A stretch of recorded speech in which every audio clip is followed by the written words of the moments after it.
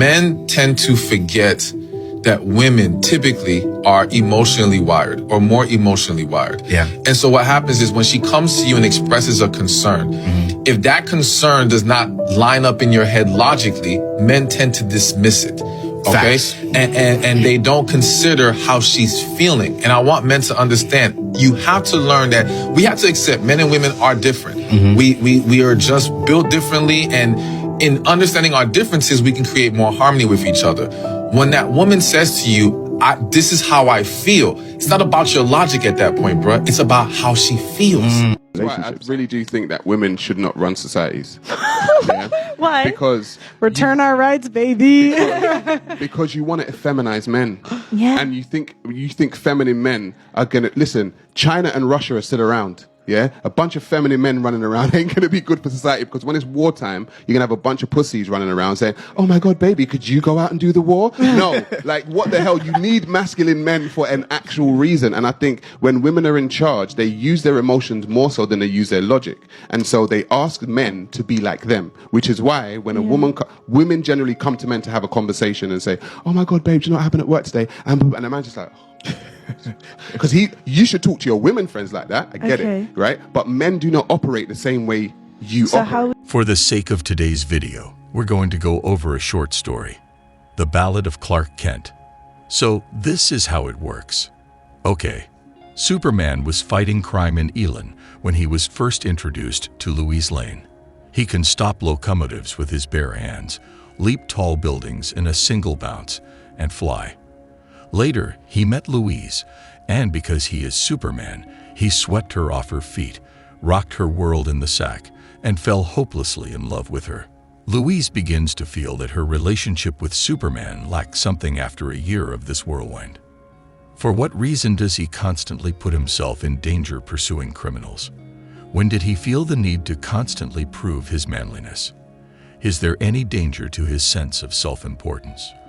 He needs to embrace his inner woman. So, what about my requirements? Also, why doesn't he grow up and get a real job already? He has some expectations to meet, and I'm not getting any younger. So, when do I get to see the ring? So, eventually, Superman gives in to Louise's demands after being worn down by this. After all, he needs to mature soon. Doing so is the ethical choice. Superman decides to become a reporter for a major metropolitan newspaper, so he adopts the identity of Clark Kent. Despite his ability to see X-rays and fire lasers from his eyes, Clark starts donning a pair of glasses. The reason he does is because Louise likes them and thinks he looks very smart and sophisticated when he does. Louise, after being married for 5 years, starts to feel bored. Clark is always the same boring self. She misses the times when he flew and did that funny trick when they were dating. Clark fails to arouse her to the extent that she would like. Then, one night at a charity mixer, Louise met a wealthy man named Bruce Wayne. Bruce had a mysterious air about him and was in good physical shape. He couldn't fly. Even though he lacked in that respect, he more than made up for it in every other respect. To combat crime, he hid his identity behind a mask and spoke in direct, concise sentences. He didn't sport a pair of vintage eyeglasses. Additionally, he came and left at his whim rather than hers. Tingles went down Louise's spine and elsewhere when he touched her. When he started seeing her, she felt tingles she hadn't felt in a while. Weeks passed, and eventually I had worked 60 hours straight at the Daily Planet. For the purpose of surprising Louise, Clark purchased a dozen red roses.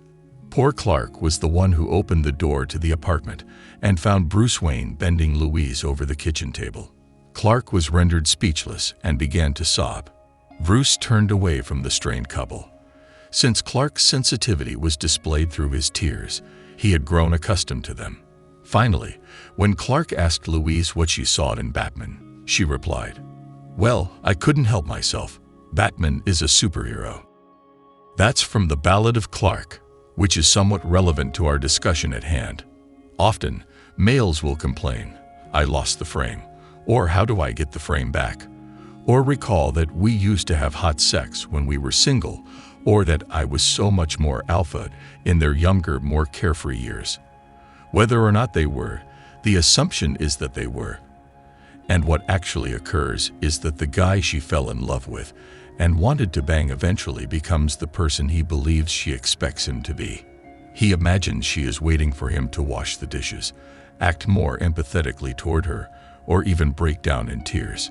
Before another superhero came along and stole her away from you, you were Superman, and now you're just Clark Kent.